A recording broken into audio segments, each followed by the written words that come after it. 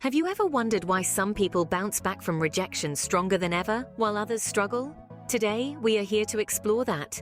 We're delving into the universal experience of rejection, an experience as old as humanity itself. It's that sting you feel when you don't get that job you wanted, or when you're not picked for the team, or when you feel left out from a group. It's a part of life that we all face, yet it's something that we rarely talk about openly. But today, we're breaking that silence.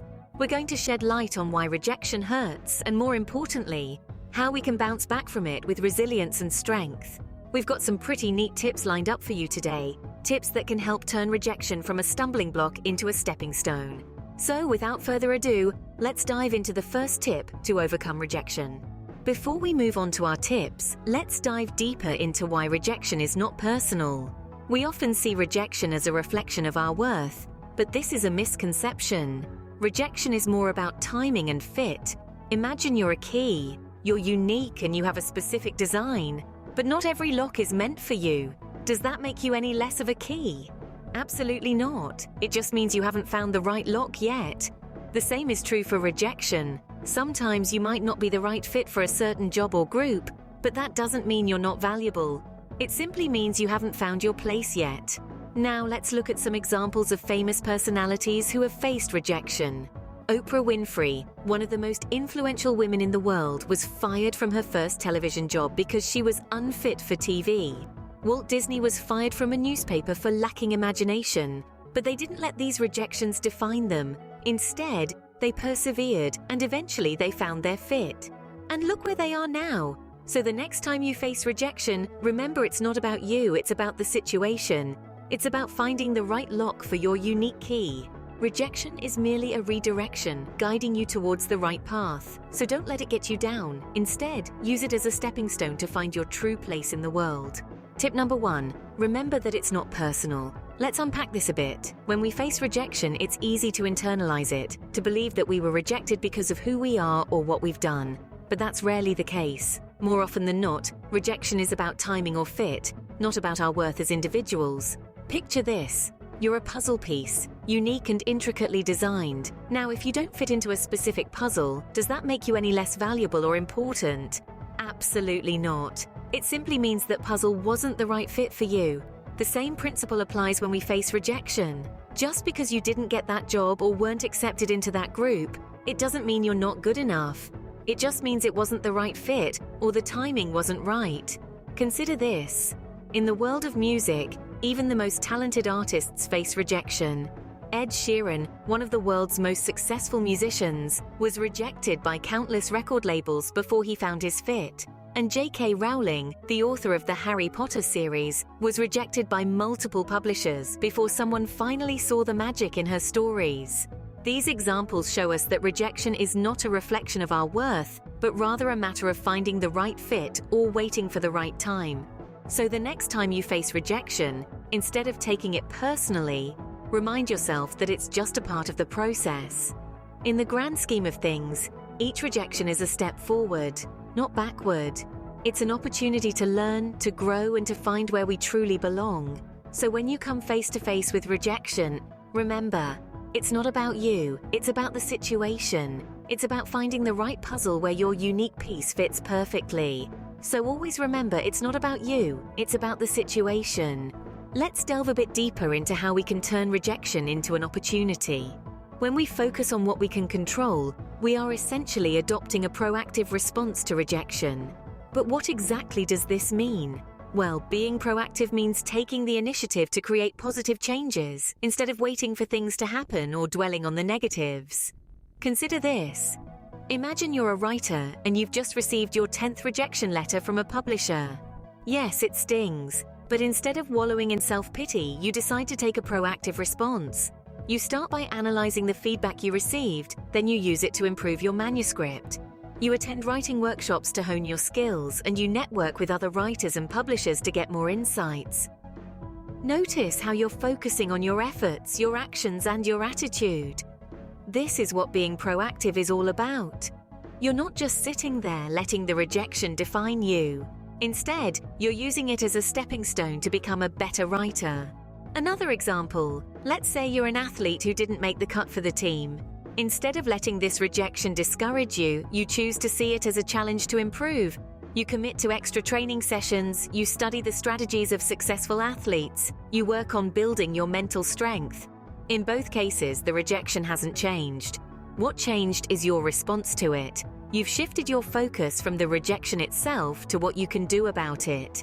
You're not just reacting to the situation, you're actively shaping your own path. So the next time you face rejection, remember, you have the power to turn it into an opportunity. It's all about adopting a proactive response and focusing on what you can control. It's about choosing to grow and improve, instead of letting the rejection hold you back. Remember, every rejection is not a dead end, but a detour to a better destination. So take control, be proactive, and turn your rejection into your stepping stone to success. Moving to tip number 2, focus on what you can control. It's a simple concept, yet it's one that can truly make a difference when it comes to dealing with rejection. You see, when we face rejection, it's all too easy to get lost in the what-ifs and if-onlys. And while it's natural to ponder on these thoughts, they often lead us down a path of self-doubt and negativity. Instead, consider shifting your focus to the things you can control. What are these, you might ask? Well, they could be your efforts, your actions, your attitude. You may not have control over someone else's decision to reject you, but you do have control over how you respond to it. Let's say you didn't land that job you were hoping for. Instead of dwelling on the rejection, you could choose to focus on improving your skills, enhancing your resume, or even expanding your job search. Or maybe you've been rejected in a personal relationship. Instead of wallowing in the hurt, you could focus on self-care, setting healthy boundaries, or exploring new hobbies. By focusing on what you can control, you're not only taking the power back from the rejection, but you're also creating a proactive response. You're turning the rejection from a roadblock into a stepping stone. And remember, it's okay to ask for help. You don't have to do this alone. Seek advice or feedback if you need it. Engage in activities that boost your mood and confidence. Every small action you take is a step in the right direction. So next time you face rejection, take a deep breath and remind yourself, I can't control the rejection, but I can control how I respond to it. This mindset shift can be a game changer, believe me. By focusing on what you can control, you turn rejection into an opportunity for growth. Every rejection is a chance to learn, to evolve, and to become a stronger, more resilient version of you. And that, my friends, is the power of focusing on what you can control. Now let's delve deeper into the importance of support and self-compassion in overcoming rejection. It's easy to feel isolated and alone when we face rejection. But remember, everyone experiences rejection at some point. That's why it's so crucial to have a strong support system in place. This can be your family, friends, mentors, or supportive communities who can provide encouragement, advice, and a fresh perspective. They can help you see things from a different angle, reassess your approach, and motivate you to keep going. Don't hesitate to reach out to them, share your thoughts and feelings. You'll find that sharing your experience often provides relief and can even open up new avenues for overcoming rejection. Now let's talk about self-compassion. It's a powerful tool that can greatly assist in navigating through the turbulent waters of rejection. When we face rejection, we often tend to be our own harshest critics. But it's important to remember to be as kind to ourselves as we would be to a friend in the same situation. Allow yourself to feel the disappointment, the frustration, or the hurt. These feelings are natural and valid, but also remind yourself that it's okay to make mistakes, to fail, and to not be perfect. We're all human, and these experiences are part of our journey. Practicing self-compassion can take many forms. It could be taking a day off to recharge, indulging in your favorite comfort food, or spending time doing something you love. It could also mean challenging negative self-talk and replacing it with positive affirmations. The goal is to be patient and kind to yourself, just as you would be with a dear friend. Remember, you're not alone, and it's okay to be kind to yourself. By harnessing the power of support and self-compassion, you create a nurturing environment for growth and resilience. You empower yourself to navigate the stormy seas of rejection with grace and strength. So next time you face rejection, reach out to your support system, practice self-compassion, and remind yourself that every setback is a setup for an even greater comeback. Now to tip number 3 and 4, surround yourself with support and practice self-compassion. Ever felt like you're the only one battling the storm of rejection? Well, let me tell you, that's far from the truth. The feeling of rejection is universal. We all go through it, and that's why it's so important to surround yourself with a strong support system. Think of your support system as the lifeboats on your ship, always there to keep you afloat when the waters get rough.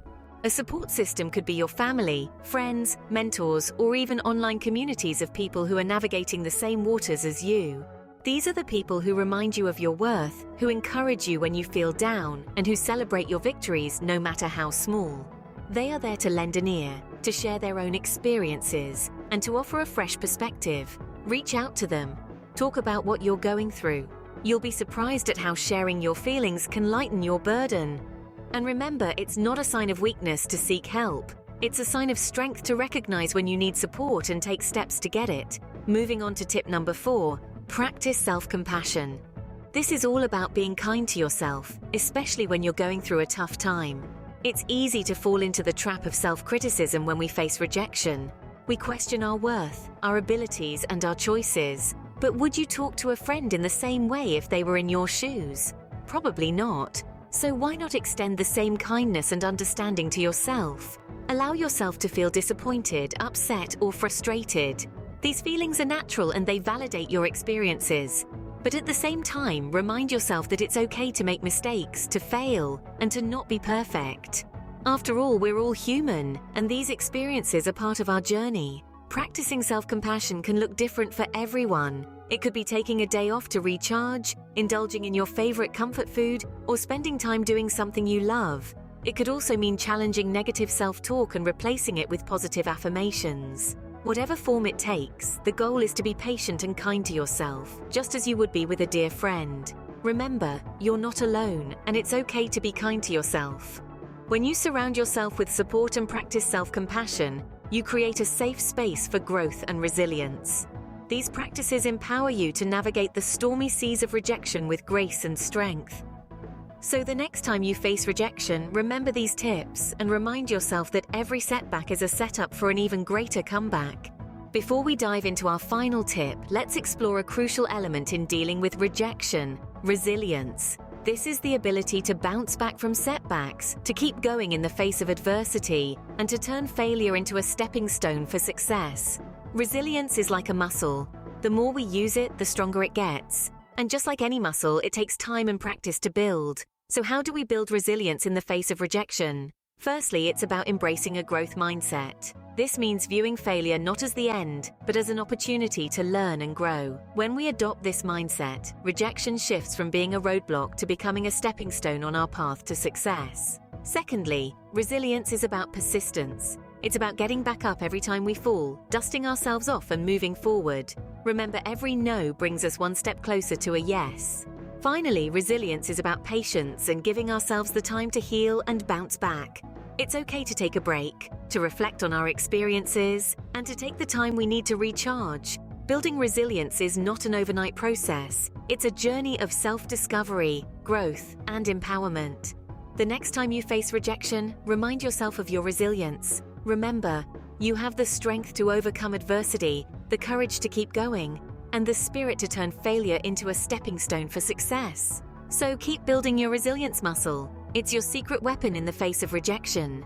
Finally, tip number 5, keep things in perspective. Life is a complex tapestry of ebbs and flows, highs and lows. Rejection is just one thread in this grand tapestry, not the whole picture. It's important to take a step back and see the larger view. When we face rejection, it can feel like a massive roadblock, an insurmountable barrier standing in our path. But in reality, it's more like a temporary detour, a hiccup on the journey. Think about your past victories, your accomplishments, the times you've triumphed over adversity.